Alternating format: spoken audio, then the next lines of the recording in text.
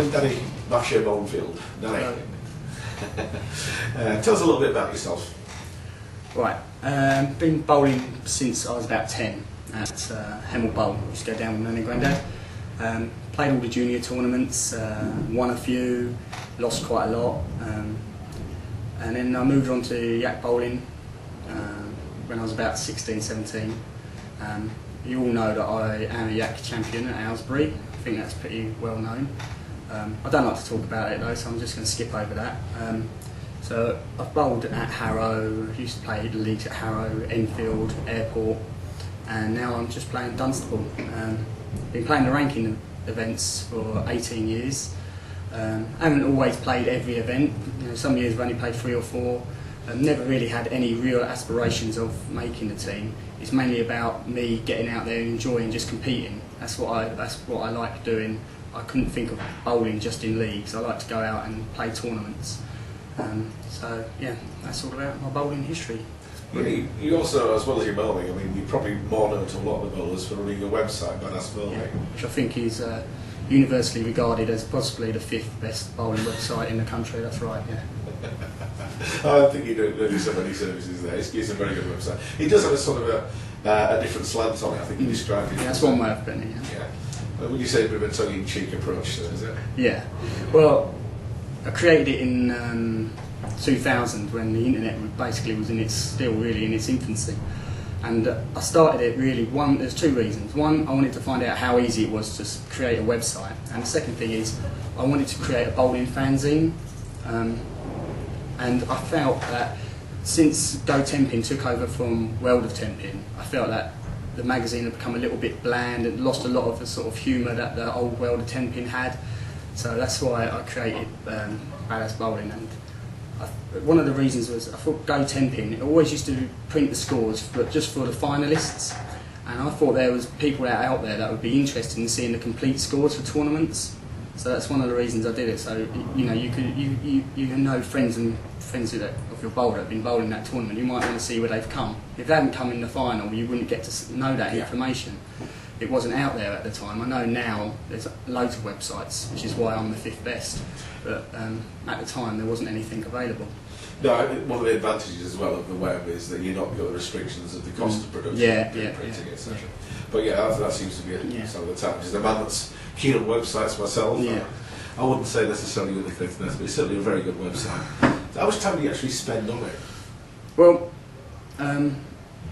Andy James helps me out a lot with the technical side. I mean, everyone seems to think I'm some sort of computer expert because I have this website, whereas I really don't know anything about them apart from turning them on and playing Championship Manager on them, and that's about it. But I get home from work and I usually go through my emails, and people email me tournaments, results, and I normally spend about 45 minutes, an hour, 45 minutes to half an hour every day on it. Okay. And it's mainly Monday, Tuesday and Wednesday after the weekend and the tournament's finished. You know, Thursday, Friday, I don't really do that much on it, to be honest with you. Okay, so, but more recently, you've become more actually involved in the official side of things, haven't you? You got more involved in the meeting. Why have you done that? I think really because I see a lot of comments posted on my website with people moaning about it, you know, and not really being very constructive with their comments. And I wanted to see if I could make a difference myself because I care about the game. I'm passionate about where it's going.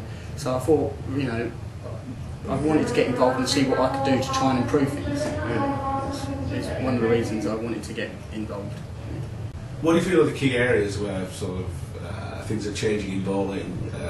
Or what things need to change potentially in bowling to make it more accepted as a sport and more accepted by the public as a sport? Well, I think I'm just going to. There's obviously lots of things that you need to change. I think at the moment, I'm just going to talk about the Team England side of thing, and I think that we need to try and change and promote bowling and get it. I think we need to recognise bowling and the Team England circuit and the ranking season as a sort of product which we can sell to companies.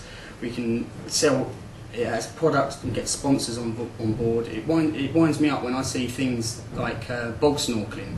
It's sponsored by Red Bull and it's got a load of money thrown at it, yet something like bowling doesn't get anything. I mean, so I just want to see Team England treated as a product really. We tried to get the bowlers aspiring to improve, because if we can get more sponsors involved, this prize fund will become bigger and people will want to try and play for that prize fund, and you get people from that are a lower level trying to aspire to improve. Yeah.